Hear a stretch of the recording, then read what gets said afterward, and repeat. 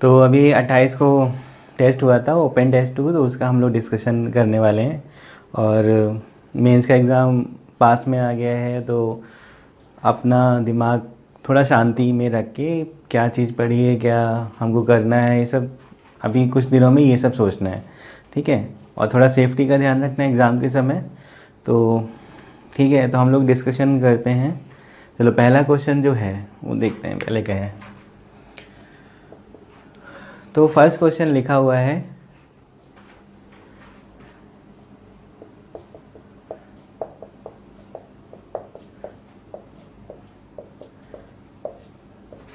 ये है, इसमें ग्रेटेस्ट, ये ग्रेटेस्ट इंटीजर है, मतलब इंटीजर वैल्यू प्रोड्यूस करेगा।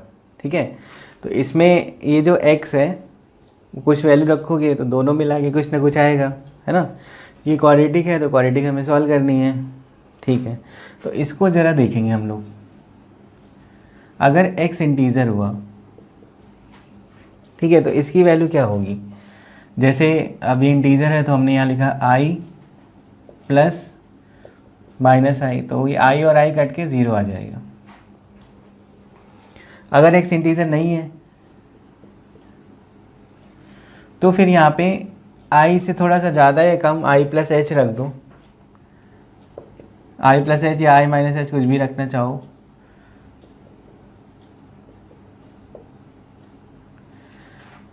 i प्लस एच अगर जा, जैसे 2+2.3 लिखा है, तो ग्रेटेस्ट इंटीजर वही होगा, 2 होगा। तो यहाँ पे हम लोग लिखेंगे i, और इधर क्या आएगा, नेगेटिव साइड गए हो, तो नेगेटिव साइड गए हो तो यहाँ पे ऐसे बनेगा। तुम कोई इंटीजर रख के और इंटीजर के आसपास वैल्यू रख के भी देख सकते हो। अच्छा, तो पहले वाले केस में वैल्यू 0 आ रही है, दूसरे केस में वैल्यू -1 आ रही है। अब जो क्वाड्रेटिक है उसको हम लोग सॉल्व करते हैं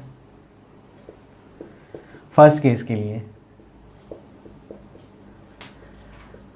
इसको सॉल्व करोगे तो x इक्वल टू मिलेगा 5 और 7। तो ये सही है क्योंकि x हमें इंटीजर था और इंटीजर के हिसाब से 0 आ रहा था, और क्वाड्रेटिक हमने सॉल्व की तो x इक्वल टू 5 और 7 मिल गया। ठीक है, दूसरा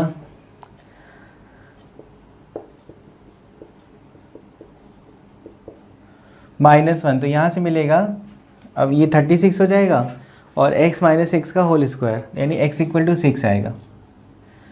अभी जो -1 आ रहा है वो इंटीजर पे नहीं आ रहा है, इंटीजर से अलावा कोई वैल्यू है, उसके लिए ये वाली वैल्यू -1 आ रही थी।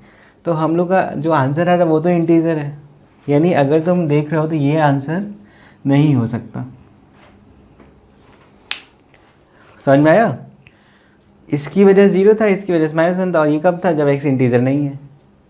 तो अगर x इंटीजर नहीं है तो जब तुम सॉल्व कर रहे हो तो यहाँ पे x की वैल्यू 6 आ रही है, वो 6 नहीं हो सकती। 5 और 7 हो सकता है, तो यानी आंसर क्या होगा, इसके 2 सोल्यूशन होंगे। समझ में आया। तो ये थोड़ा सा ऐसा ठीक क्वेश्चन हो गया जिसको हम लोग इस तरह से देख रहे हैं। ठीक है, चलो नेक्स्ट देखते हैं अब।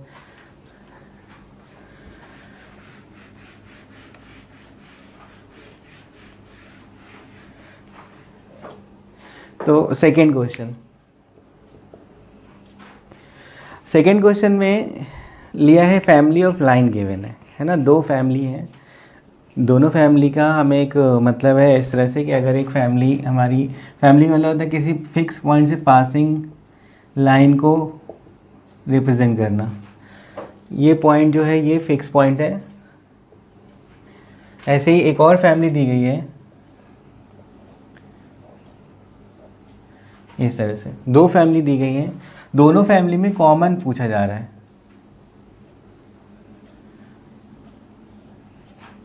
तो जो डायग्राम बना है उससे तुम्हें समझ में आ रहा होगा, एक फैमिली ये है, एक फैमिली ये है।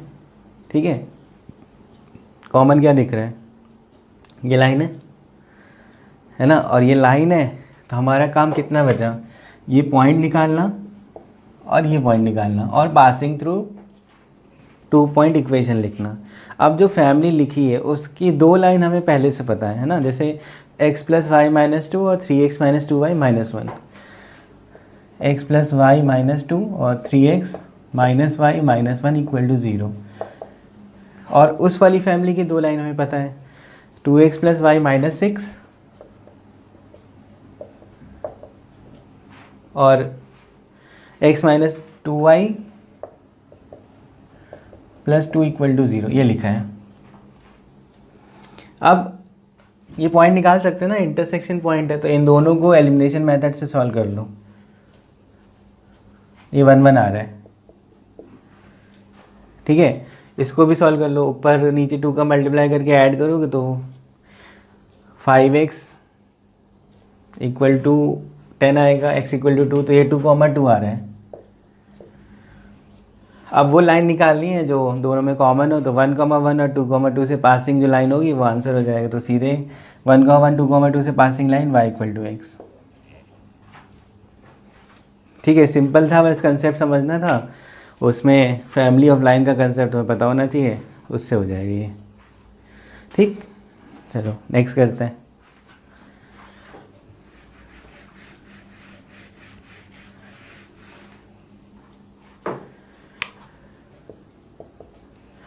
जो थर्ड क्वेश्चन है उसमें ग्राफ से उसको समझा जाएगा। जैसे पहले हमें लिखा है y equal to x minus infinity से 2 में, फिर लिखा हुआ है y इक्वल टू के एक्स इक्वल टू 2 के लिए, और फिर एक क्वाड्रेटिक इक्वेशन है x square minus 2x plus 4 2 से बड़े के लिए। तो हम लोग सीधे ग्राफ बनाएंगे।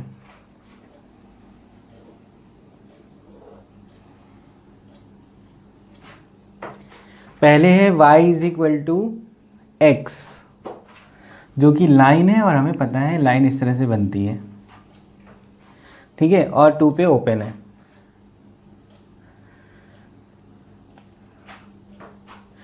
फिर लिखा है y इक्वल टू के, तो अब x इक्वल टू 2 पे y इक्वल टू के, तो वो तो अभी k हमें पता करना है, तो वो भी देखते हैं। 2 से बड़े के लिए क्वाड्रेटिक है, और जो क्वाड्रेटिक है उसका जो ये जो x square minus 2x plus 4 है, इसको अगर तुम इसका d सॉल्व करोगे तो कितना आएगा, 4 माइनस 16। d नेगेटिव आ रहा है, मतलब इसके रूट्स नहीं है ना। और इसको ऐसे भी लिख सकते हो x माइनस 1 का स्क्वायर प्लस 3, और वो हमेशा पॉजिटिव रहेगा। ठीक, तो अगर 2 पे वैल्यू निकालोगे इसकी तो 4 आएगी, ओपन रहेगा वो, ठीक है, 4 आएगी। और 2 से अगर आगे जाओगे तो वैल्यू और बढ़ेगी, मतलब ये जो ग्राफ है वो ऐसे जाएगा।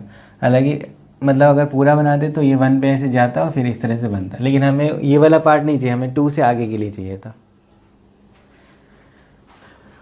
ठीक है, ये वैल्यू है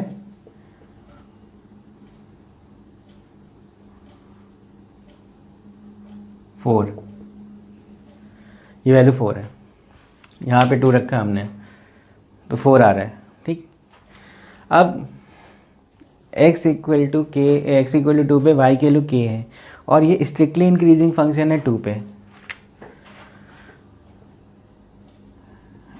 अब स्ट्रिक्टली इंक्रीजिंग हमें पता है क्या होता है, इसका ये मतलब है कि fx1 अगर हमें ऐसे दिया है तो इसमें x1 और x2 इस तरह से होता है, मतलब x2 पे वैल्यू ज़्यादा है, x1 पे वैल्यू कम है, तो x2 बड़ा होगा x1 से। ठीक, f2 पे वैल्यू 2 से जो कम आ रहा है उस वैल्यू कम आनी चाहिए 2 से जो कम रखने पे, और f2 के आगे जा रहे हो तो 4 से ज़्यादा बन रहा है, f2 के पीछे आ रहे हो तो 2 से कम आ रहा है ना। जैसे हम लोग यहाँ पे जा रहे हैं, 2 से थोड़ा सा आगे गए तो 4 से ज़्यादा मिलने लगा, और 2 से थोड़ा सा कम में 2 से कम, ये वैल्यू 2 है, तो हमारा जो k है वो इसके अराउंड होना चाहिए। इसके बीच में तुम कहीं भी रख दोगे तो हमारा ये कंडीशन सेटिस्फाई करेगी। इसके बीच में जो x इक्वल टू 2 पे k था वो तुम यहाँ पे कहीं पे रख दो, ठीक है। तो k की वैल्यू क्या हो जाएगी, 2 से लेके 4 तक, 2 क्लोज और 4 भी क्लोज, क्योंकि यहाँ पे तो ओपन है दोनों पे, तो k की वैल्यू 2 भी हो सकती है 4 भी हो सकती है। समझ में आया, ये थोड़ा ठीक क्वेश्चन था, ये है कि मतलब ज़्यादा लेंदी नहीं है, देखने में था लेकिन डिफरेंशिएशन में नहीं निकाला जाता, इंक्रीजिंग में हम लोग डिफरेंशिएशन से करते हैं, लेकिन ये सिर्फ ग्राफिकल से हो गया। ठीक है, चलो नेक्स्ट करते हैं।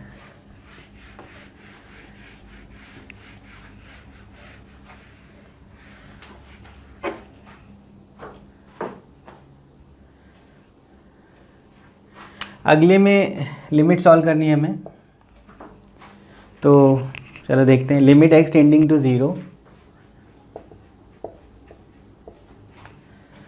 Sign inverse sine x greatest integer, cos inverse cos x greatest integer. तो sine inverse sine x greatest integer, cos inverse cos x greatest integer, -2 tan inverse, ये लिखा है। ठीक है, अच्छा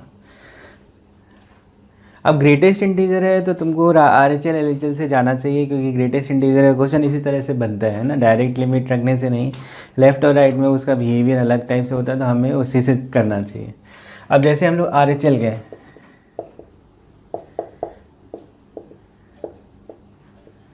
तो यहाँ पे 0 + h रखेंगे,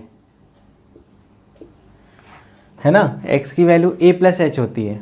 अगर a क्या देख रहे हो, 0 पे चेक करो, x टेंडिंग टू 0, तो 0 + h। अच्छा, अब लिमिट भी सीधे रख देंगे, साइन इनवर्स साइन h। तो साइन h जो होगा, अब ग्रेटेस्ट इंटीजर जो होता है वो लिमिट लगने से पहले सॉल्व होता है। Sine inverse sine h, sine h पे लगा है ग्रेटेस्ट इंटीजर, तो साइन h की वैल्यू 0 और 1 के बीच में होगी। अगर हम लोग ग्रेटेस्ट इंटीजर निकालेंगे तो वैल्यू आएगी उसकी 0। कॉस इनवर्स कॉस h, तो कॉस h भी 0 और 1 के बीच में होगी, वैल्यू निकालोगे तो उसकी भी आएगी value 0। Tan inverse tan h, tan h में भी टैन h की वैल्यू 0 और 1 के बीच में होगी, तो वैल्यू निकालोगे उसका ग्रेटेस्ट इंटीजर, तो ये होगा। अब इसमें आंसर ये 0 होता है, ये 0 होता है, ये कितना होता है π/2 LHL। 0 - h, ठीक है, 0 - h, तो 0 - h में क्या हो जाएगा, साइन इनवर्स, ये जो वैल्यू है 0 - h करने में वैल्यू -1 और 0 के बीच में आएगी, यहाँ बनेगा साइन इनवर्स -1। 0 - h में कॉस -θ कॉस थीटा होता है, तो वो तो पॉजिटिव में ही रहेगा, तो वो 0 से 1 ही आएगा। यहाँ होगा कॉस इनवर्स कॉस, यहाँ पे 0 और 1 के बीच में मतलब 0, 2 tan इनवर्स। 0 - h में tan में माइनस हो जाता है, तो वो -1 से 0, मतलब ग्रेटेस्ट इंटीजर्स का -1 होगा। आप अगर सॉल्व करोगे तो साइन इनवर्स -1 मतलब -π/2 + π/2 -2 और -π/4, तो इसकी भी वैल्यू कितनी आ गई π/2। यानी RHL LHL सेम है, तो लिमिट भी मतलब एग्जिस्ट करेगी, और वैल्यू कितनी होगी उसकी π/2। समझ में आ गया, चलो नेक्स्ट करते हैं। ठीक है, तो लिमिट का इसमें कंसेप्ट अच्छे से यूज़ हुआ है। तो 5th क्वेश्चन कर रहे हैं हम लोग। इसमें क्या है कि दो सर्कल दिए हैं और लेंथ ऑफ कॉमन कॉर्ड दिया है, हमको म्यू निकालना है ना। तो लेंथ ऑफ कॉमन कॉर्ड ऐसे निकालते हैं। अगर ये ऐसे दो सर्कल हैं, ठीक है, तो अगर हमारे पास ये है कॉमन कॉर्ड, एक सेंटर से परपेंडिकुलर डिस्टेंस निकाल लो, इसको m बोल रहे हैं, ये l कर दिया, और ये रेडियस r, और ये 90 डिग्री होता है। तो अगर हम लोग को निकालना है तो हम लोग पाइथागोरस थ्योरम का यूज़ कर सकते हैं। Length of common chord m और r में रिलेशन बन रहे हैं, ठीक है। तो पहले तो इक्वेशन क्या होती है, इक्वेशन जो होती है कॉमन कॉर्ड की वो होती है s1 - s2 = 0। अब s1 हमारे पास लिखा है x² + y² + 8x + 1 माइनस दूसरा जो s2 है x² + y² + 2μy - 1 = 0, ठीक है। अगर सॉल्व करोगे तो 8x plus minus two mu y plus 2 बनेगा, 2 कॉमन करके काटोगे तो 4x minus mu y plus 1 equal to 0, ये आएगा 4x minus mu y plus 1 equal to 0। अब सेंटर, पहले सर्कल का सेंटर हमें पता है -4,0 है, -g,SF होता है। रेडियस होता है √g² plus f² minus c, तो g² मतलब g कितना है -4, तो 16, f 0 है फर्स्ट सर्कल के लिए और c क्या है 1 है, तो ये r जो आएगा वो r आएगा √15, 16 माइनस 1 √15 हो गया। चलो अब m निकालेंगे, तो m होगा -40 से इस लाइन पे परपेंडिकुलर डिस्टेंस, तो 4 इंटू -4 -0 प्लस 1 16 प्लस μ², तो ये 15 -16 प्लस 15 अपॉन √16 प्लस μ² बन रहा है, ठीक है, 15 अपॉन √16 प्लस μ²। अब यहाँ पे पाइथागोरस थ्योरम, तो r² l² और m², l था half length of common chord, तो लेंथ ऑफ कॉमन कॉर्ड लिखी हुई है 2√6, तो l कितना होगा √6, और यहाँ वैल्यू रख रहे हैं 15 यानी 15 225 अपॉन 16 प्लस μ²। इसको इधर ले आओ तो ये हो जाएगा 9 225 अपॉन 16 प्लस μ², तो 16 प्लस μ² जो आएगा वो 225 अपॉन 9 है। अब 225 को 9 से डिवाइड करो, कितना होगा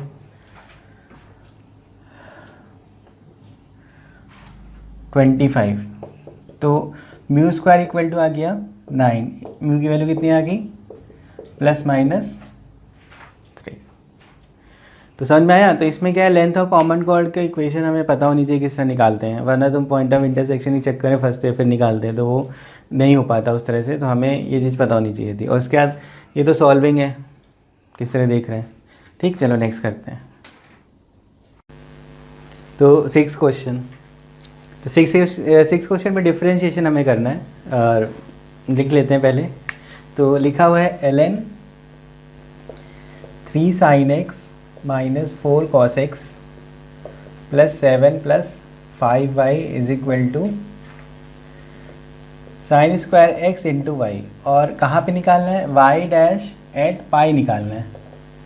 तो तुमको क्या करना चाहिए, पहले y की वैल्यू निकालो x इक्वल टू पाई पे, है ना, ताकि हम लोग जब डिफ्रेंशिएशन करें तो उसमें अगर y आएगा तो हम लोग वैल्यू रख पाएँ।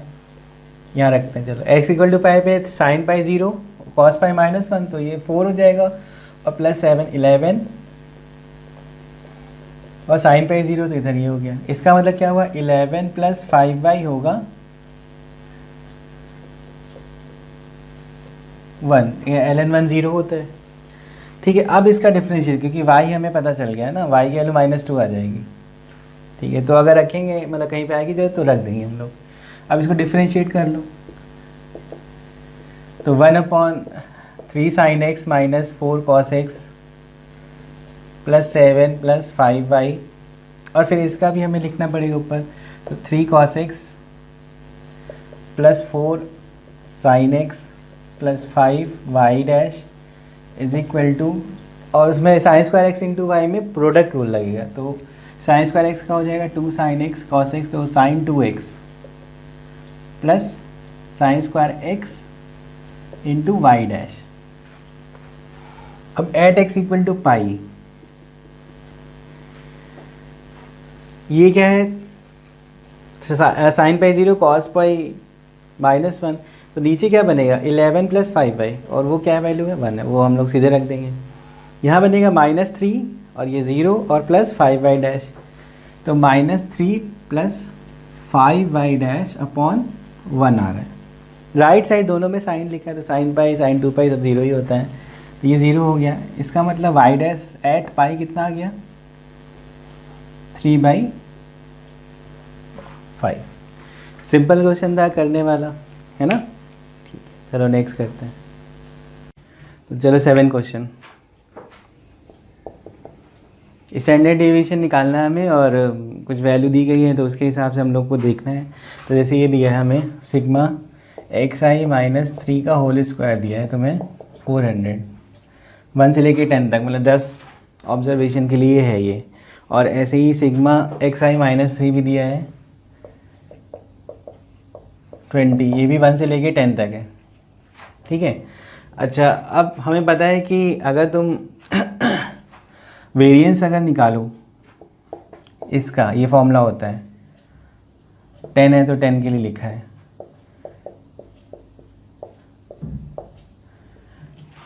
इसका वेरिएंस निकालो या इसका निकालो, एक ही बात है। क्यों? अभी लास्ट उसमें डिस्कशन में बोला था कि डिफरेंस करने से, ऑब्जर्वेशन के हर एक एक्स में डिफरेंस करने से वेरिएंस में फ़र्क नहीं पड़ता है, स्टैंडर्ड डेविएशन में फ़र्क नहीं पड़ता है। तो तुम इसका निकालो या इसका निकालो, एक ही बात है। तो ये चीज़ हम लोग ऐसे भी लिख सकते हैं कि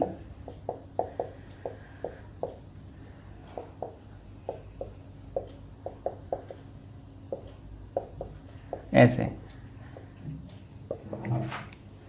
तो जब सॉल्व करोगे तो 400/10 40, 20/10 2 और 2 का स्क्वायर 4, तो 40 - 4 36। और स्टैंडर्ड डेविएशन क्या हो जाएगा?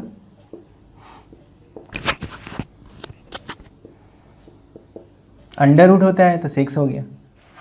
और फिर हमें इसके बारे में पूछा है 2x1 2x2, इसके बारे में। तो ये भी बताया था कि कांस्टेंट नंबर मल्टीप्लाई करने पे स्टैंडर्ड डेविएशन उसके एब्सोल्यूट वैल्यू से मल्टीप्लाई हो जाता है। तो जैसे 2 से मल्टीप्लाई हो रहा है हर एक ऑब्जर्वेशन में, तो स्टैंडर्ड डेविएशन जो नया होगा वो 12 हो जाएगा, ठीक है। चलो नेक्स्ट करते हैं।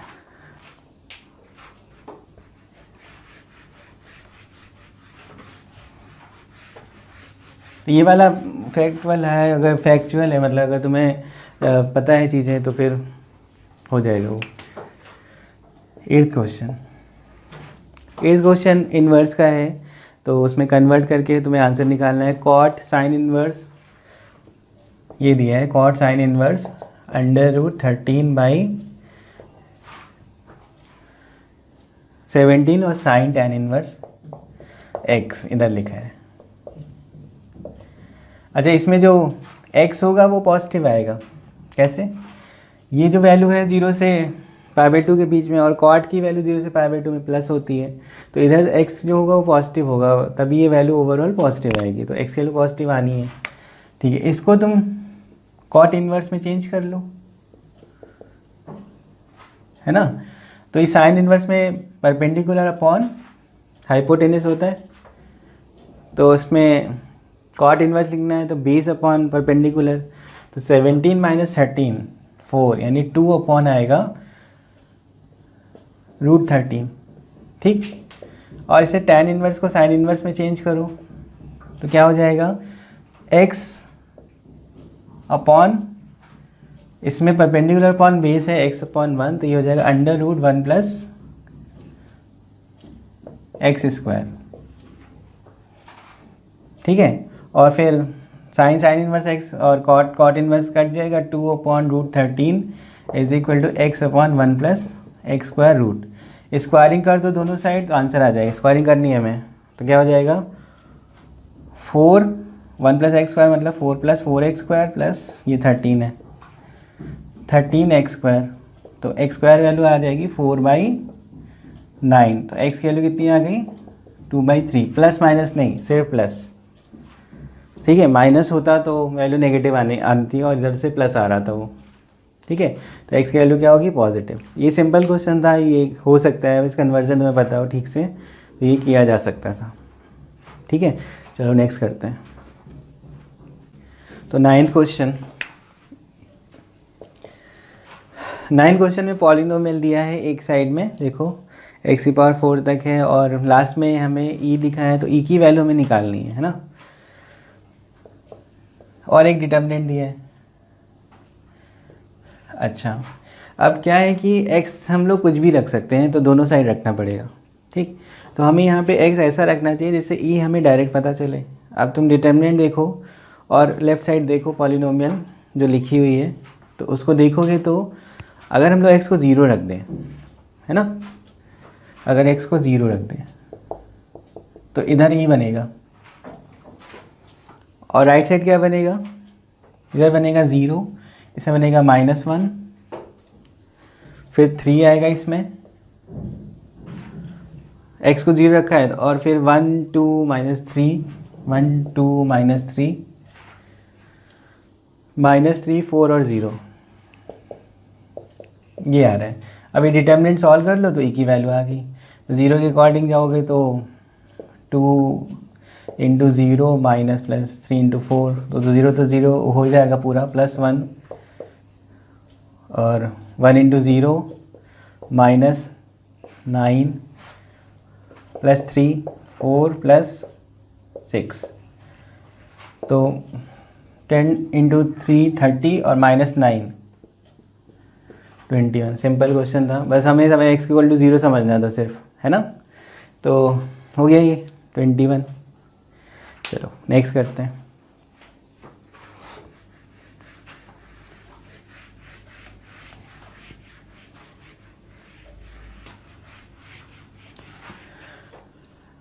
अच्छा, वॉल्यूम ऑफ टेट्राहेड्रन और वॉल्यूम ऑफ पैरेललोपाइड हमें पता होना चाहिए वेक्टर्स में, तो उसी से हम लोग ये वाला क्वेश्चन कर सकते हैं। तो वॉल्यूम ऑफ टेट्राहेड्रन अगर टर्मिनस एजेस दी गई हैं, तो 10th क्वेश्चन है ये, वॉल्यूम ऑफ टेट्राहेड्रन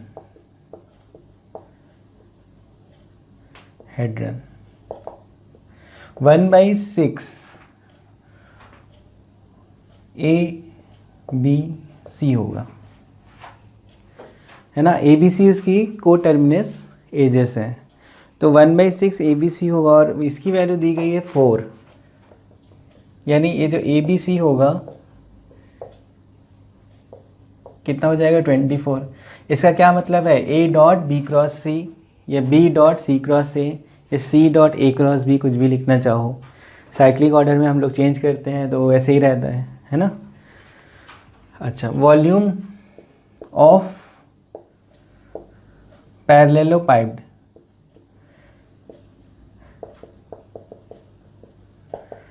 ये सीधे सीधे A.B×C होगा, लेकिन यहाँ पे स्मॉल a की बात है, वो वेक्टर जो कोटर्मिनस एजेस वाला, एक वेक्टर दूसरा वेक्टर तीसरा वेक्टर जो दिया जाएगा उसका A.B×C करना हमें।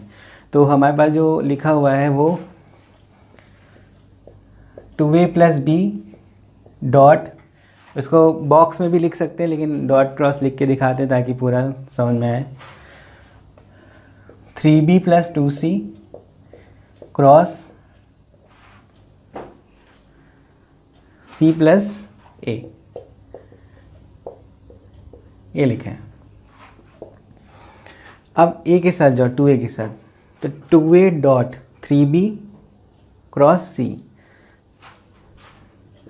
2a.3b cross C, 2a.2c, 2c cross C तो 0 ही हो जाएगा, 2a.2c क्रॉस A, अगर कोई भी कोप्लिनर वेक्टर्स होता है तो उनका स्केलर ट्रिपल 0 होता है। अगर हम लोग A.C×A निकालें तो वो 0 होगा, क्योंकि A.C×A का मतलब होगा A के परपेंडिकुलर, और A के साथ डॉट करा रहे वापस तो वो 0 हो जाएगा। मतलब तीनों वेक्टर में कोई भी दो सेम हो गए तो समझ लो 0 है। तो 2a.C क्रॉस A भी 0, 2a.C क्रॉस C भी 0, तो वो तो लिखना ही नहीं है, प्लस B.B, दो B आ गए इसमें तो नहीं होगा, B.C_A,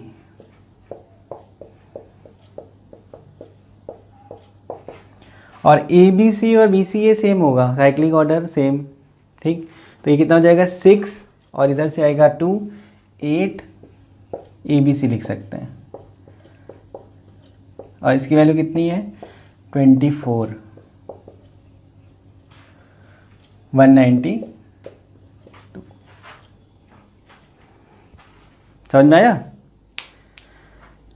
ठीक है, चलो नेक्स्ट करते हैं।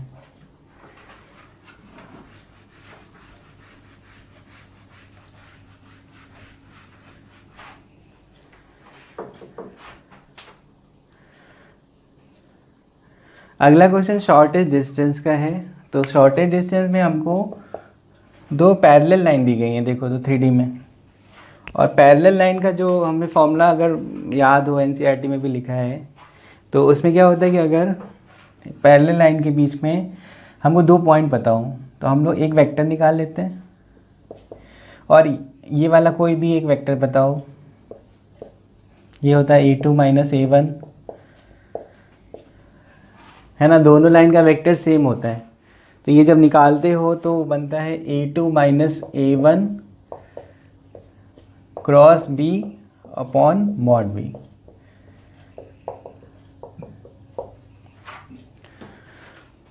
अब फर्स्ट लाइन में जो पॉइंट है वो 0 0 0 है ना, x माइनस x1 में x माइनस 0 है, y minus 0, z minus 0। First line का 0 0 0 हो गया। सेकेंड लाइन में जो पॉइंट है x माइनस 1, मतलब 1 कॉमा 1 कॉमा 1, तो a2 माइनस a1 जो होगा वो हमारा है i प्लस जे प्लस के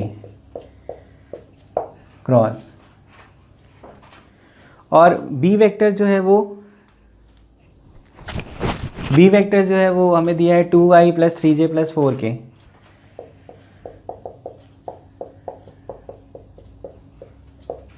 और नीचे मॉड लिख दोगे तो कितना हो जाएगा, 4 प्लस 9 प्लस 16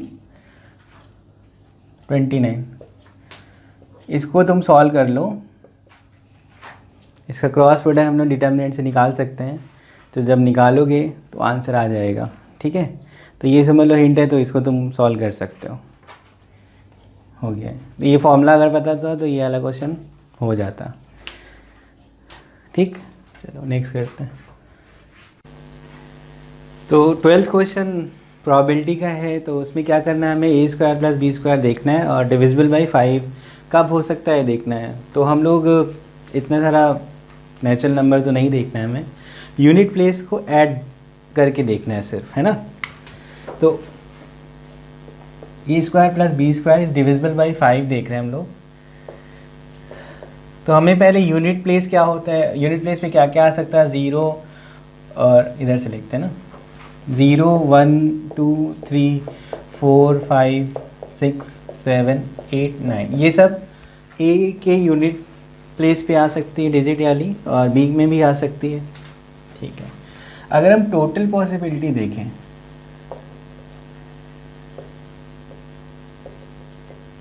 तो इन्हीं 10 में से कोई एक ही यूनिट डिजिट होगी, तो 10c1 10c1 यानी 100 हो गया, है ना। अब हमको ये निकालना है स्क्वायर करने के बाद सम करने पे 0 या 5 कब मिलेगा। तो ए स्क्वायर मतलब मान लो 0 आया लास्ट डिजिट में, तो ए स्क्वायर में ये 0 मिलेगा, 1 मिलेगा, 4 9 6 16 और 6 लास्ट डिजिट की बात हो रही है, 5 6 9 4 1। बी स्क्वायर भी यही हो सकता है, 0 1 4 9 6 5 6 9 4 1। ठीक है, और हमें पता है ये 8 से आ रहा है 4 4, और ये 9 से 1 1, तो ये वाला 1 और ये वाला 1 अलग के अलग स्क्वायर करके आया है। जैसे ये वाला 2 से 4 आ रहा है और ये 8 से 4 आ रहा है, तो अलग डिजिट के स्क्वायर से आया, तो वो उसको अलग काउंट करेंगे। अब 0 वाला केस, तो हम लोग की ये पता है 0 0 0 ले लो, इसका 0 इसका 0, तो 0 प्लस 0 0, यानी जो नंबर आएगा वो डिविजिबल बाई 5 होगा। सम देख रहे हैं हम लोग, 0 5 देख लो, 5 5 देख लो, 5 0 देख लो। ये 4 हमने इसलिए लिखे हैं ताकि यहाँ पे ये एक बार इधर है और ये एक बार इधर है, कि 4 केसेस ऐसे हो गए। अब देखना है हमको सम, देखना है कि सम 5 कब आएगा या 0 कब आएगा। 1 के साथ जाओ, 1 और 4, 4 और 1 ये लिखा है, तो 1 का 4 के साथ ऐड कर दो तो 5 मिलता है। इधर 1 से 4 कर दो, ये अलग अलग काउंट हो रहा है, तो 1 4 4 1 हो गया ये। 2 पॉसिबिलिटी, इधर वाले से भी 2 पॉसिबिलिटी, ठीक है, तो 4 हो गई। अच्छा, इधर से 4 लो, इधर से 1 लो, ठीक है, फिर इधर से 4 लो, इधर से 1 लो, 6 हो गई। ये वाला 4 लो, ये वाला 1 लो, 7 हो गई। ये वाला 1 लो और ये वाला 4 लो, 8। यानी अगर 1 4 के साथ जा रहे हो तो 8 टोटल पॉसिबिलिटी हो रही है। वो हर एक काउंट अलग अलग है, क्योंकि यहाँ पे 4 जो है वो 8 के स्क्वायर से था, और ऐसे देख सकते हैं हम लोग। तो इसमें 1 4 के हिसाब से 8 पॉसिबिलिटी हुई। ये 2 बार था, यहाँ पे 2 बार है, इसलिए। तो तुम 1 4 वाले के साथ जा रहे हो तो यहाँ पे 8 पॉसिबिलिटीज़। अच्छा, 1 4 सिमिलर टू, अब इसमें जाओगे तो 4 6 भी उसी तरीके से देखोगे तो 8 पॉसिबिलिटीज़, ठीक है। फिर 9 1, फिर देखोगे तो वही चीज़, 9 1 इधर है और ये 9 1 है, 8 पॉसिबिलिटीज़। उसके बाद एक और बचता है 9 6, है ना, 9 6, इसके लिए भी 8 पॉसिबिलिटीज़, ठीक है। तो बाकी हो गया, तो 8 + 8 + 8 + 8 32, और प्लस 4 पॉसिबिलिटीज़ ये रही है ना, ये 4 पॉसिबिलिटीज़ है। तो फेवरेबल जो हुआ वो कितना हो गया, प्रोबेबिलिटी निकाले, फेवरेबल हुआ 36 अपॉन 10 7 100 हो गया, 4 से डिवाइड हो सकता है, तो 9/25 आंसर हो गया। ये थोड़ा सा डिफ़िकल्ट है क्योंकि इसमें केस छूट सकता है ना, केस छूट सकता है, ठीक है। तो इसमें कुछ अभी 1 2 क्वेश्चन ऐसे ही होते हैं कि तुम्हें गलती होने के चांसेस ज़्यादा ही रहते हैं। तो समझ में आ गया ना इतना, ठीक है। चलो नेक्स्ट करते हैं। तो 13 क्वेश्चन देख रहे हैं हम लोग। 13 क्वेश्चन में क्या है कि हमें एक लिखा हुआ है y = x² - 5x + 6 है, ठीक है। और 2, 0 और 3, 0 पे टेंजेंट में ड्रॉ करके कोई एंगल बिटवीन टेंजेंट निकालना है, ठीक है। तो ठीक है, करते हैं इसको। अब ये पॉइंट इस पे लाई कर रहा है तो डिफरेंशिएशन ही कर लो। और y' एट 2, 0 कितना हो जाएगा, -1, और y' एट 3, 0 1। ये तो सीधे पता चल गया m1 m2 कितना है, यानी एंगल बिटवीन क्या होगा, π/2 होगा सीधे, ठीक है। चलो नेक्स्ट करते हैं।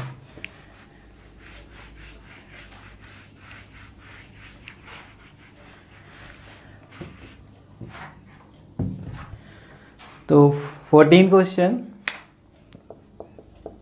ये लिखा है, फ्रैक्शन पार्ट है, और इसमें हमें क्या पता, मतलब फ्रैक्शन में जो आंसर आएगा वो बताना है। अब ये बाइनोमियल से हम लोग करेंगे इसको। सबसे पहले ये देखेंगे कि ऐसा कोई नंबर हमें देखना है जो 7 से डिवाइड होने के बाद उसमें रिमाइंडर सबसे कम है। तो जैसे हम लोग 5^25 करो तो 25 को 7 से डिवाइड करो तो 4 बनेगा रिमाइंडर, और एक बार और 5 का मल्टीप्लाई करो तो 125। तो 7 से अगर करोगे तो उसमें 6 बन सकता है ना। तो उसको अगर हम लोग ऐसे लिख दें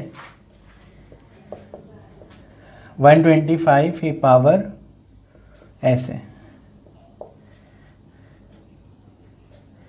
ठीक है। और इसको लिख देंगे 126 - 1।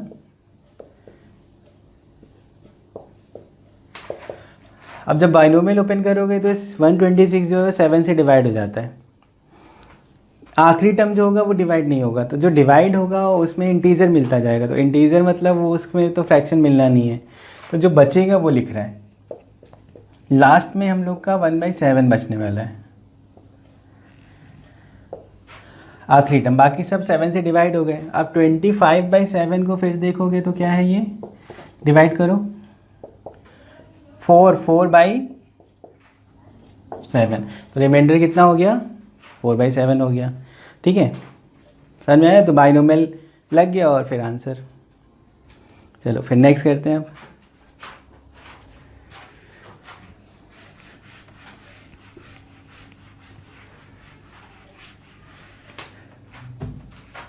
तो अगला क्वेश्चन है लाइन पासेस थ्रू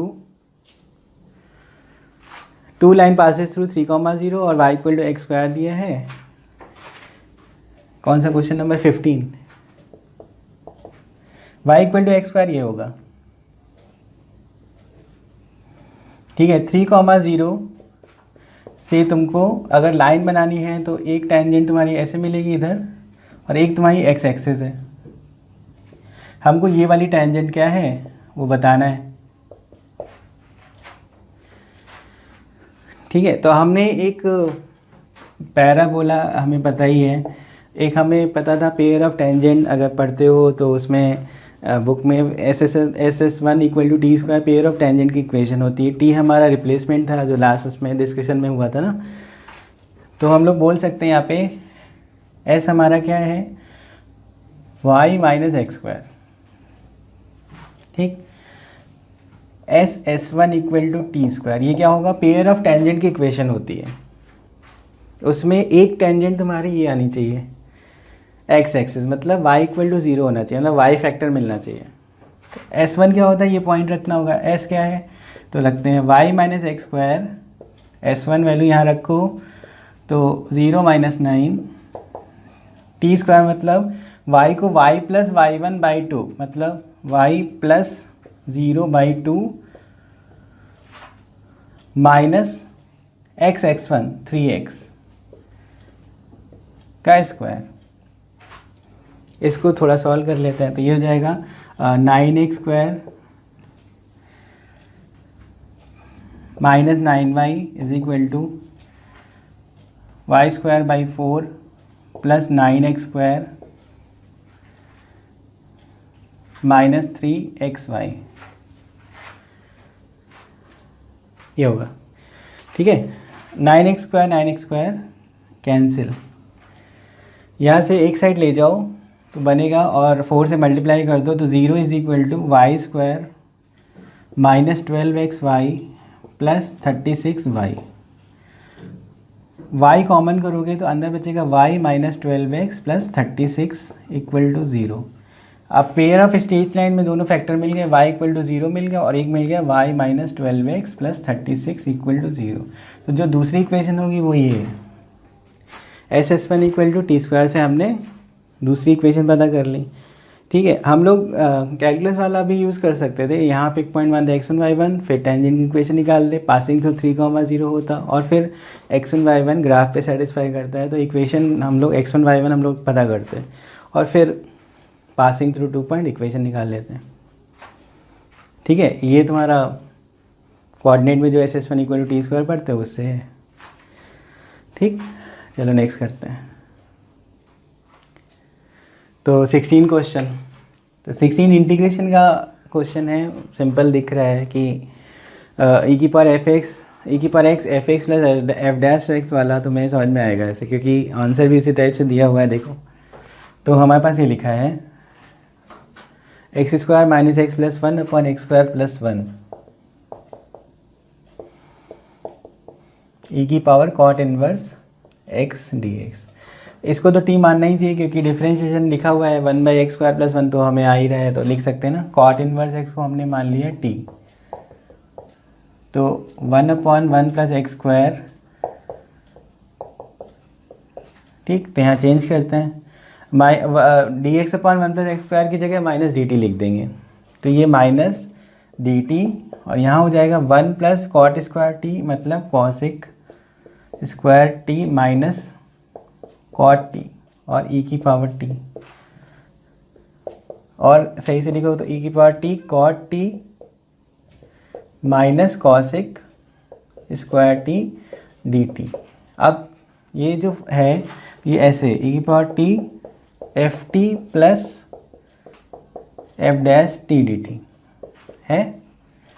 तो इसका क्या हो जाएगा आंसर, e की पावर x एफ एक्स होता था तो e की power T F T plus C, value रखोगे तो e की पावर टी क्या था कॉट इनवर्स x और एफ टी क्या है हमारा कॉट टी है, कॉट टी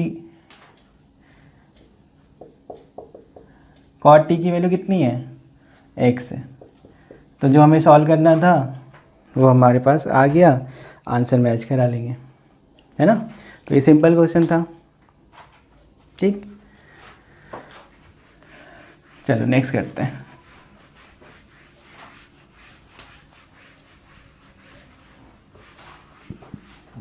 सेवेंटीन। तो 17 में सम निकालना है, और सम को ऐसे अगर हम लोग लिख लें s इक्वल टू 1 प्लस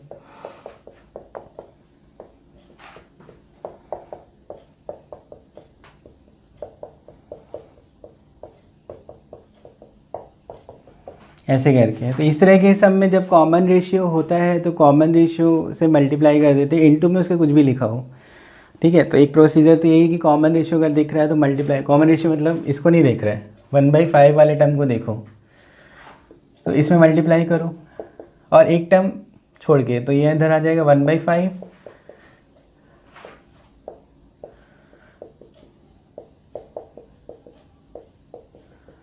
ऐसे करके, ठीक है। माइनस करोगे तो इधर आ जाएगा 4/5s, 1 प्लस 1/4, 1/5, 1/4 स्क्वायर, 5 स्क्वायर। अब ये जीपी बन रही है पूरी, 1/20 कॉमन रेशियो है, तो इसका सम लिख सकते हैं, a क्या है फर्स्ट टर्म, 1/1 माइनस 1/20, तो ये हो जाएगा 20/19। s कितना आ गया, 20/19 इंटू 25/19। समझ में आया। तो ये पता होना चाहिए, स्पेशल सीरीज़ में होता था, एजीपी में यूज़ करते हुए, यहाँ पे ए नहीं है, मतलब अर्थमेटिक वाली नहीं है, लेकिन ऐसे कभी दिखेगा तो डिफरेंस सीरीज़ हम लोग को ऐसे ही करके करनी पड़ती है, ठीक है। चलो नेक्स्ट करते हैं।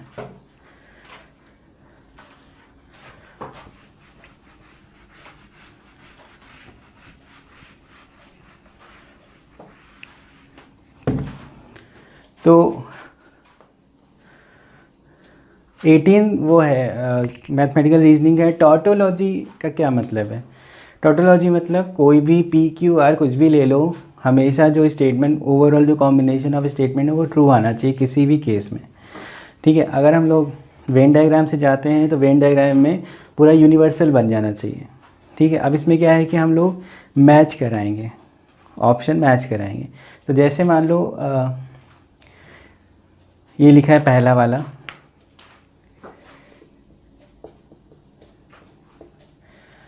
Negation Q union P intersection Q. अगर इसमें क्यू फॉल्स ले लो और पी फॉल्स ले लो, क्यू अगर फॉल्स हुआ तो इंटरसेक्शन के हिसाब से वो फॉल्स ही आएगा, तो ये तो नहीं हो सकता, गड़बड़ हो गया, ये नहीं हो सकता। Negation Q intersection P, negation Q intersection P, intersection Q intersection negation P, ये लिखा है। अगर एक साइड फॉल्स हो गई तो दूसरी साइड ट्रू हो तो कोई मतलब नहीं, क्योंकि इंटरसेक्शन अगर एक साइड फॉल्स है तो वो फॉल्स ही देता है। अगर तुम मान लो पी को तुमने फॉल्स लिखा तो ये फॉल्स आएगा, फॉल्स, और इंटरसेक्शन ट्रू भी हो तो भी फॉल्स, तो ये भी नहीं हो सकता, क्योंकि हमेशा हमें ट्रू चाहिए, तो ये नहीं हो सकता, ठीक है। जो थर्ड लिखा है क्यू इंटरसेक्शन नेगेशन पी,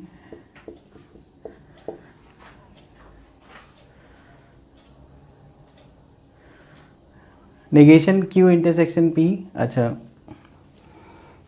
देखना है इसमें क्या है, negation Q intersection P union, union है ऐसे करके, negation Q intersection P union Q intersection negation P है, ठीक है।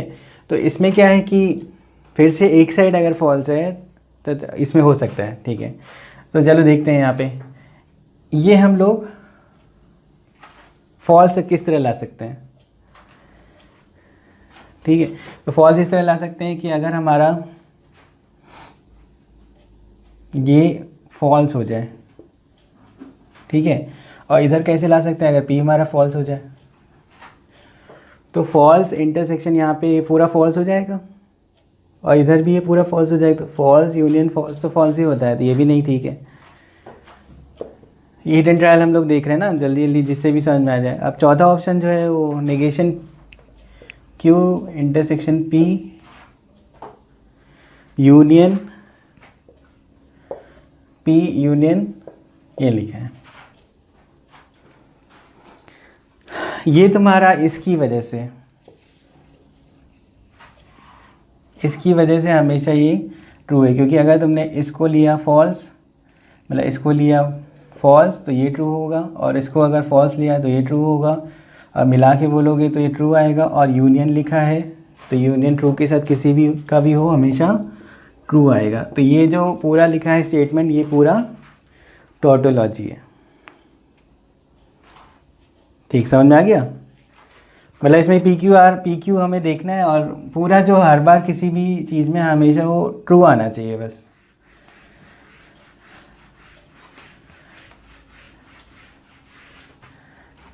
ठीक हो गया ये 18। क्वेश्चन 19 अब देखते हैं। 19 डेफिनेट इंटीग्रल का है, -1 से 1 tan इनवर्स, ऐसा लिखा है।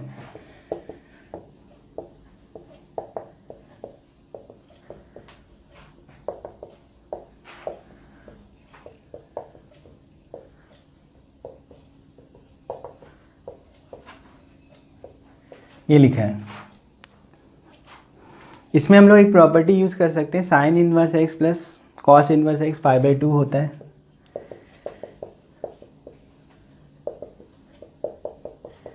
यानी अगर हम लोग कॉस इनवर्स x की जगह लिख दें π/2 माइनस साइन इनवर्स x, ठीक, यहाँ पे तो क्या हो जाएगा, ये -1 से 1 tan inverse sine π/2 minus sine inverse x plus cot inverse cos sine inverse x dx। अच्छा, ये क्या हो जाएगा, साइन 90 माइनस थीटा होता है कॉस थीटा, मतलब -1 से 1 tan inverse cos sine inverse x plus cot inverse cos. अच्छा, अब ये देखो, ये tan inverse x plus cos inverse x बन गया, कॉट इनवर्स x। तो tan inverse x plus cot inverse x π/2 होता है। तो यहाँ लिखोगे -1 to 1, और फिर सॉल्व करोगे तो आंसर π/2 इंटू एक्स आएगा, और फिर लिमिट लगाओ तो 1 + 1 2 हो जाएगा 2, तो आंसर पाई हो गया। समझ में आ गया? ठीक है, चलो नेक्स्ट करते हैं।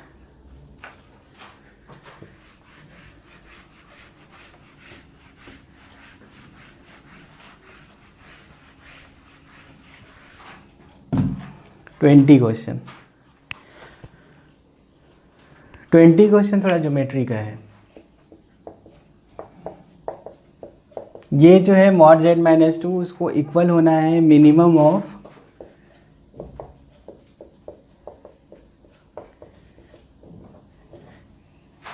इसके, तो रियल पार्ट ऑफ z बताना है।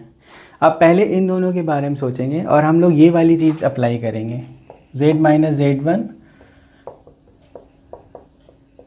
इसका ये मतलब होता है, अगर z को पॉइंट मानो x y और x z1 x1 y1, तो मॉड खोलोगे तो लिखोगे x - x1 का स्क्वायर प्लस y - y1 का स्क्वायर का रूट, उधर भी लिखोगे x - x2 square plus y - y2 का स्क्वायर का रूट। तो अगर ज्योमेट्री में जाओगे तो distance between z and z1 is equal to distance between z and z2, ये लिखा है। तो पहले इसके बारे में हम लोग ये पता कर लें कि ये कब इक्वल हो सकता है। अगर z की 1 से डिस्टेंस और z की 5 से डिस्टेंस अगर यूज़ करें,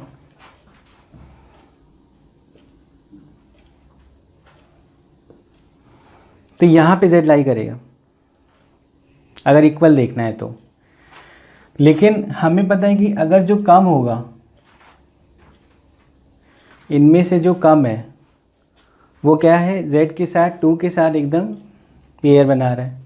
अब इनमें से कम मतलब तुम्हें या तो इधर रहना है या फिर इधर रहना है। अगर तुम इधर रहे, जैसे इस साइड रहे, ये हमारी लाइन थी, ठीक है, ये लाइन थी, इसके इस साइड रहे तो z की 1 से डिस्टेंस कम हो जाएगी, और z की 1 से डिस्टेंस कम हुई तो वो वाली जो डिस्टेंस है वो इसके इक्वल हो जाएगी, मतलब यहाँ पे 2 होगा। तो अगर इस साइड रहे तो z की 1 से जो डिस्टेंस है वो 1 और -1 z2 के इक्वल हो जाएगा, मतलब यहाँ पे होना चाहिए z, फिर यहाँ पे, और ये क्या होगा 3/2। ये हमारा mod z-1 equal to mod z-2। अगर तुम्हारा ये रेड लाइन के इस साइड हुए तो यहाँ पे लाई होना चाहिए, है ना, ये और ये दोनों सेम हो जाएंगे फिर। और अगर इस 3 रेड लाइन के उधर हुए तो उधर होने में क्या होगा कि फिर z यहाँ पे लाई करना चाहिए, क्योंकि ये इसके इक्वल हो जाएगा, और ये कितना होगा 7/2। तो एक तो z इस पे लाई कर सकता है और एक z इस पे लाई कर सकता है। तो यानी इसमें रियल पार्ट क्या हो गया z का, बता सकते हैं कि रियल पार्ट ऑफ z जो होगा वो या तो 3/2 हो सकता है या फिर 7/2 हो सकता है। ठीक, ज्योमेट्री का क्वेश्चन था, तो समझ में आ गया। ठीक, चलो नेक्स्ट करते हैं। तो 21 क्वेश्चन, ये क्या डिफरेंशियल इक्वेशन का है, और देखोगे तो लीनियर डिफरेंशियल इक्वेशन बन जाएगी ये, है ना। x dy/dx is equal to लिखा है x² + y - 2। अगर इसको ध्यान से देखो तो बन जाएगा dy/dx -y/x is equal to x - 2/x, ये बनेगा। ठीक है, तो इसको जब तुम कंपेयर करोगे इससे dy/dx plus py is equal to q, और इंटीग्रेटिंग फैक्टर होता है e⁻p dx। ठीक है, तो और सॉल्यूशन हमें पता है y इंटू e⁻p क्या है -1/x dx is equal to q x - 2/x e⁻−1/x dx, और पूरा dx प्लस c, ये होता है 1/x का ln x, और माइनस होगा तो ln 1/x, और e⁻ln में कुछ भी होता है तो वो चीज़ वही फाइनल आ जाती है। तो यहाँ पे जो बनेगा वो 1/x आएगा, यहाँ पे क्या आएगा, ये भी 1/x आएगा, मल्टीप्लाई करोगे तो 1 - 2/x² बनेगा, और फिर हम लोग उसका इंटीग्रेट कर देंगे तो बनेगा 1 का x minus 2/x plus c, ये बनेगा। ठीक है, अच्छा अब इसमें एक चीज़ दी गई थी, y की वैल्यू f1 इक्वल टू 1 है तो f3 निकालना है। f1 इक्वल टू 1 है, मतलब x इक्वल टू 1 रखने में y 1 है, रखो यहाँ पे 1 1, तो c की वैल्यू आ गई -2। अब तुम्हें निकालना है f3, यानी y/3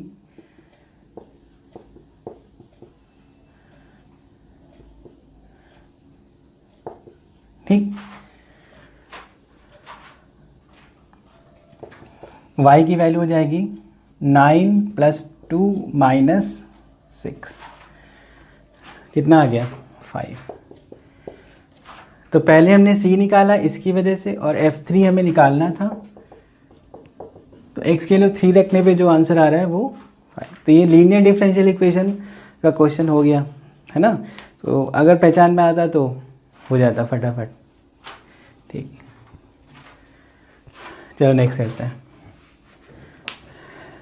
तो ये हम लोग को दिया हुआ है ना, एलिप्स की इक्वेशन है 22 में, और इसेंट्रिसिटी भी गिवन है 1/√5। तो इसेंट्रिसिटी हम लोग यहाँ से निकाल सकते हैं, √1 माइनस जो छोटा होगा उसको ऊपर लिखना होता है, तो ये हो जाएगा √5/k² + 9, और ये किसके इक्वल होगा 1/√5 के। क्रॉस मल्टीप्लाई कर दें तो √k² + 9 इक्वल टू √25 आ रहा है, यानी k² + 9 इक्वल टू, तो k² के लिए कितनी हो गई 16, यानी a² आ गया 20, b² कितना आ गया, यहाँ पे रख रहे हैं 25, क्योंकि a² छोटा है तो लेटेस्ट रेक्टम क्या होता है 2a² b हो जाएगा 20/25 5 b लिखा है केवल, तो कितना हो गया 8। लेटेस्ट रेक्टेंगल की वैल्यू 8 हो गई। ठीक है, चलो नेक्स्ट करते हैं। तो 23rd क्वेश्चन पीएनसी का है। इसमें हम लोग को नंबर ऑफ रेक्टेंगल चाहिए जो कि स्क्वायर नहीं है। तो उसके लिए हमें एक बॉक्स दिया है, उसमें हम लोग को ऐसे देखना है कि जैसे जो बॉक्स है ना उसमें लाइंस काउंट करो पहले, 1 2 3 4 5 6 7 लाइन ऐसे दी गई है। ठीक है, और 6 लाइन इस तरह से है।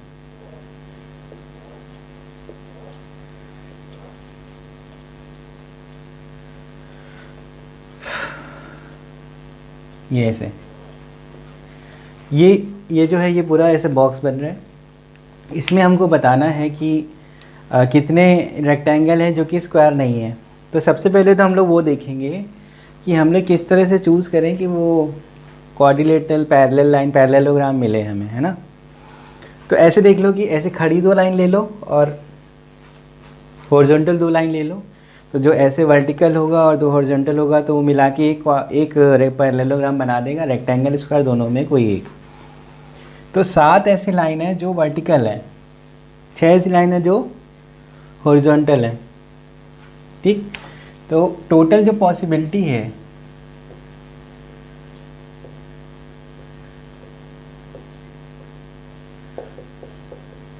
सेवन सी टू और 6c2 है ना।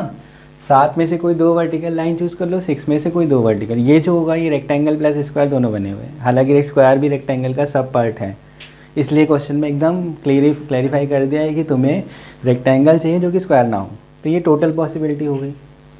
इसमें से हम लोग माइनस कर देंगे जो कि स्क्वायर बनेगा।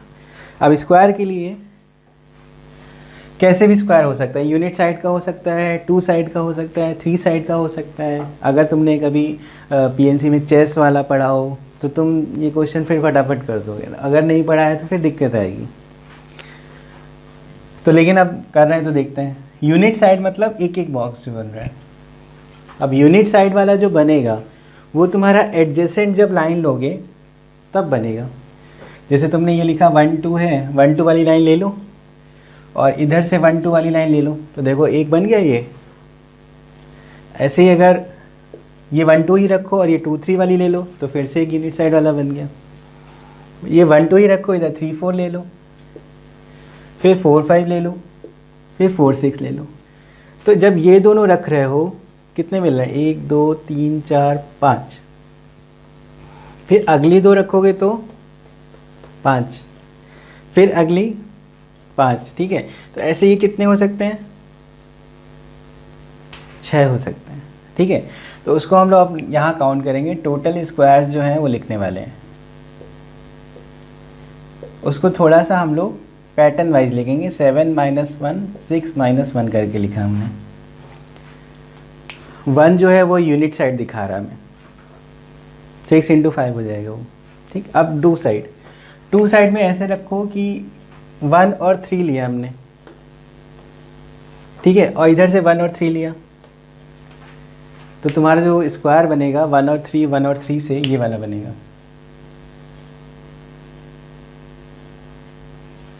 है ना, तो ये 2 यूनिट का हो गया। अच्छा, 1 और 3 को ऐसे ही रखो, फिर 2 और 4 ले लो, फिर से 2 यूनिट का बनेगा। 1 और 3 को ऐसे ही रखो, फिर 3 और 5 ले लो, फिर से 2 यूनिट का बनेगा। 1 और 3 को ऐसे ही ले लो, 4 और 6 को ले लो, फिर से ऐसे ही बनेगा। तो 4 और 6 मतलब 1 3 2 4 3 5 4 6 4 पॉसिबिलिटी हो गई, है ना। 1 3 के साथ, फिर 2 4 के साथ भी वही 4 पॉसिबिलिटी, फिर 3 5 के साथ भी वही 4, 4 6 के साथ 4, 5 7 के साथ 4, ऊपर 5 पॉसिबिलिटी है। 1 3 2 4 3 5 4 6 5 7 5 पॉसिबिलिटी, नीचे 4 पॉसिबिलिटी। उसको ऐसे देखो, 2 यूनिट का था,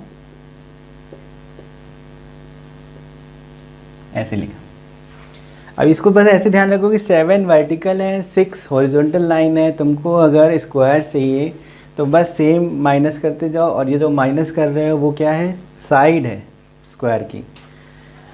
अगला वाला अगर तुम्हें चाहिए तो 7 माइनस 3, 6 माइनस 3, फिर प्लस 7 माइनस 4, 6 माइनस 4, फिर 7 माइनस 5, 6 माइनस 5। भाई इससे ज़्यादा नहीं जाएगा, 6 माइनस 6 से 0 हो जाएगा वो। ठीक है, अब सॉल्व करोगे तो कितना आ गया, 6 और 5 30, 5 और 4 20, 4 और 3 12, 3 और 2 6, और यहाँ पे 2 इंटू 1। ये जो सॉल्व करो 50 और 12 और 8 20, 50 और प्लस 70 हो गया। तो टोटल नंबर ऑफ रेक्टेंगल्स कितने हो गए, which are not squares. Total में से तुमको माइनस कर देना ये 70, और टोटल क्या है कि यहाँ पे अगर इसको भी सॉल्व करोगे तो 7 इंटू 6/2 लिखा है, 6 इंटू 5/2 लिखा है, ये 21 और 15। तो 21 और 15 कितना हुआ, है ना, 21 इंटू 15 है ये 315। ठीक है, तो 315 में से तुम्हें माइनस करना है 70, तो ये आंसर क्या हो जाएगा, और 11 में 7 4 245 टोटल नंबर ऑफ रेक्टेंगल्स होंगे। तो ये क्या है, ये तुम्हें अगर आइडिया है तो ठीक है, नहीं तो तुम टाइम इसमें जा सकते हैं, है ना। तो इसलिए प्रैक्टिस करना कि इस तरह का क्वेश्चन कर लिया हो तो फिर हम लोग ये अटेम्प्ट कर सकते हैं। ठीक है, चलो नेक्स्ट करते हैं। तो 24th क्वेश्चन में हम लोग को ये गिवन है ना, A B equal to B A है, और सिमेट्रिक मैट्रिक्स है तो A transpose equal to A और B transpose equal to B given है। ठीक है, अब हमें प्रूव करना है, मतलब निकालना है ए इन्वर्स बी के बारे में बताना है कि वो क्या है ना, ए इन्वर्स बी। तो ए इन्वर्स बी पहले यहाँ पे देखो, अगर यहाँ से कुछ, क्योंकि इस रिलेशन का भी यूज़ है, तो ए इन्वर्स से दोनों साइड मल्टीप्लाई किया हमने, ये क्या हो जाएगा आइडेंटिटी, और फिर इधर से भी एक ए इन्वर्स कर दो,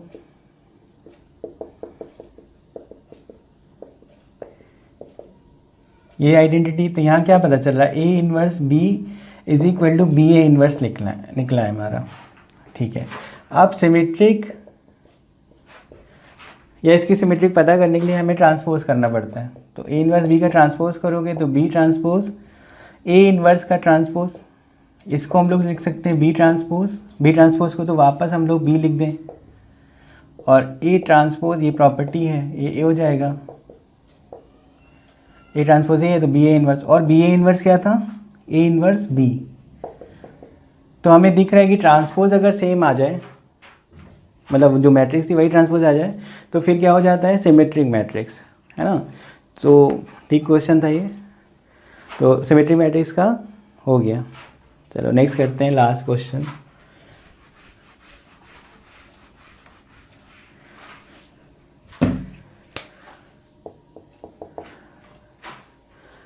to x plus 3y plus 5z equal to 10 है,